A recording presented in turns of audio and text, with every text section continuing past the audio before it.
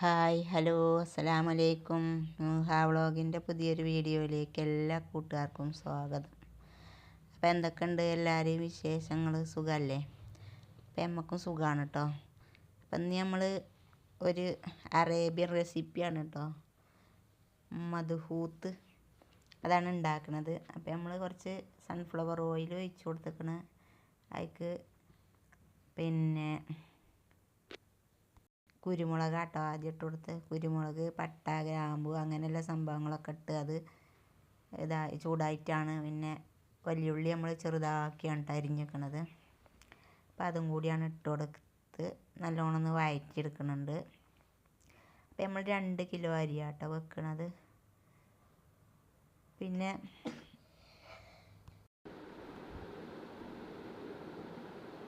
അപ്പം മോക്ക് ചുമട്ടോ, പഞ്ചേരത്ത് തന്നെ ഉണ്ട്, അതുകൊണ്ടാട്ടോ ചുമൻ്റെ സൗണ്ട് കേൾക്കണത്. ഭയങ്കര ചുമയാണ്.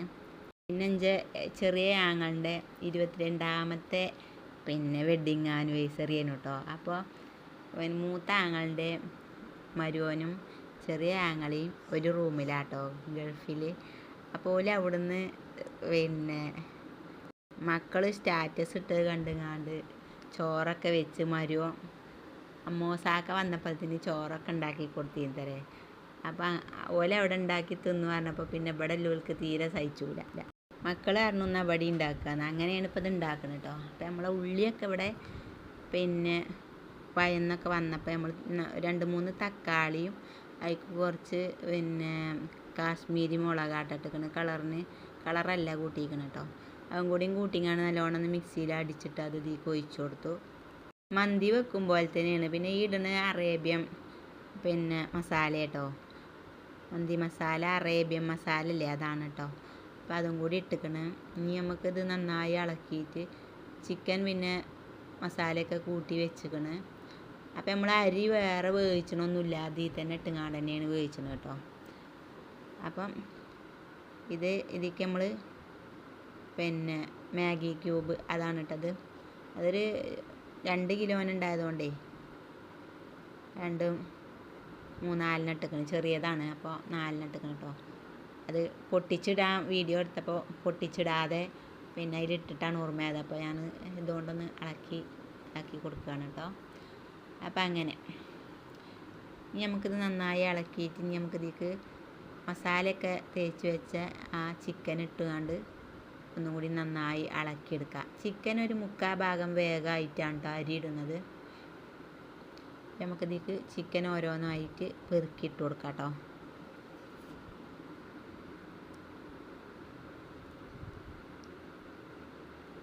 അപ്പോൾ ഇങ്ങനെ ഉണ്ടാക്കാത്തവരൊക്കെ ഒന്ന് ഉണ്ടാക്കി നോക്കാൻ നല്ല ടേസ്റ്റ് തന്നെയാണ്.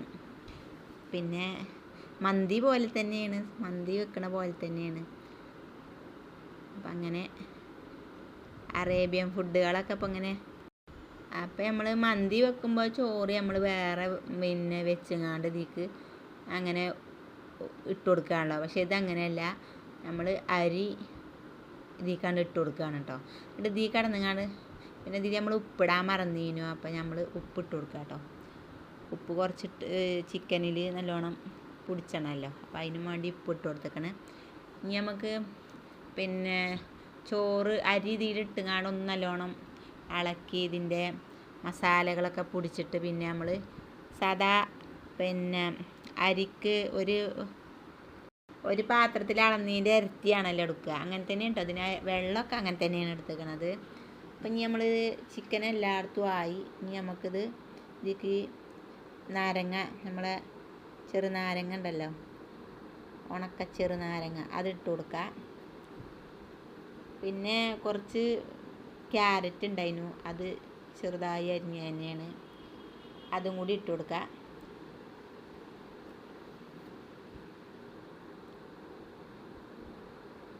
ഇതൊന്നും കൂടി ഇളക്കിയിട്ട് എല്ലായിടത്തും കൂടി ആയിട്ട്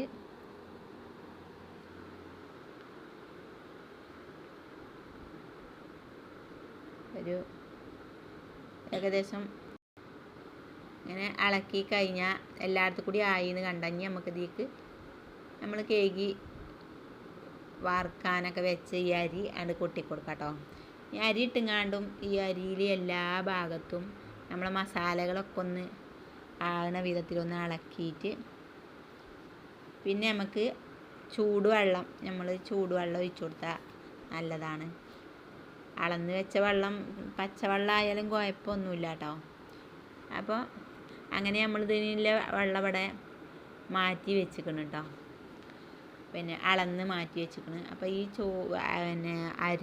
പിന്നെ അരിയൊക്കെ നല്ലോണം ആയി കഴിഞ്ഞിട്ട് നമുക്ക് ഇതിലേക്ക് വെള്ളം ഒഴിച്ച് കൊടുക്കാം കേട്ടോ. ഞാൻ ഈ കപ്പ് കൊണ്ട് എടുക്കുന്നത് മാറ്റി വെച്ച വെള്ളത്തിൽ നിന്ന് അളന്ന് വെച്ച വെള്ളത്തിൽ നിന്ന് എടുക്കുകയാണ് കേട്ടോ. അങ്ങനെ നമുക്ക് ഇതിലേക്ക് ഒഴിച്ച് കൊടുക്കാം.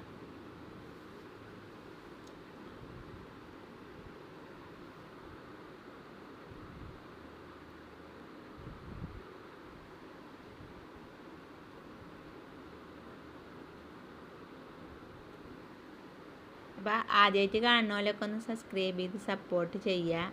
ഇഷ്ടപ്പെട്ടവർ ലൈക്കും തരിക കേട്ടോ. വീഡിയോ സ്കിപ്പ് ചെയ്യാതെ കണ്ട് സപ്പോർട്ട് ചെയ്യുക. അപ്പം അങ്ങനെ നമ്മളെ വെള്ളമൊക്കെ ഇതിലേക്ക് ഒഴിച്ചിക്കണം കേട്ടോ. ഇനി നമുക്കിത് നല്ലോണം ഒന്നും കൂടി ഒന്ന് ഇളക്കിയതിന് ശേഷം നമുക്കിത് മൂടി വെച്ച്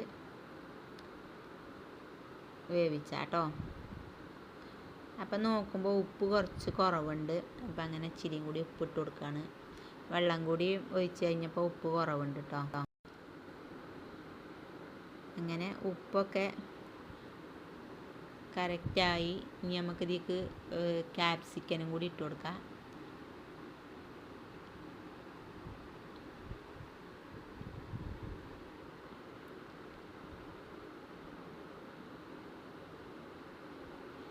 ഇനി ഒന്ന് ഇളക്കിയതിന് ശേഷം നമുക്ക് അടച്ച് വെച്ച് വേവിച്ചാൽ കേട്ടോ. ഒരുപാട് അങ്ങോട്ട് പിന്നെ കത്തിച്ച് വേവിച്ചൊന്നും വേണ്ട. അടച്ച് വെച്ച് വേവിച്ചാൽ കേട്ടോ.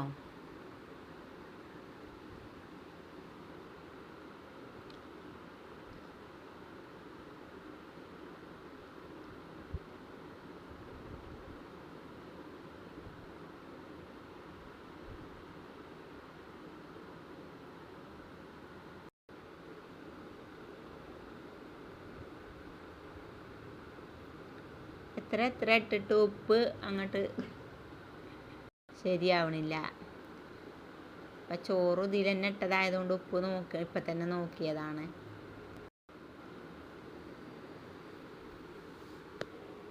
ഇനി നല്ലോണം കത്തിച്ചൊന്നും വേണ്ട, പാകത്തിന് കത്തിയാൽ മതി കേട്ടോ. അപ്പം നമുക്കിത് മൂടി വെച്ച് നല്ലോണം ഒന്ന് വേവിച്ചാൽ. അപ്പം അങ്ങനെ നമ്മളെ ചോറ് ഇവിടെ റെഡി ആയിക്കണം കേട്ടോ.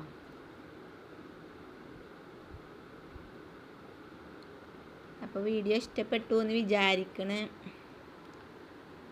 ഇഷ്ടപ്പെട്ടവർ ലൈക്ക് തരണം കേട്ടോ.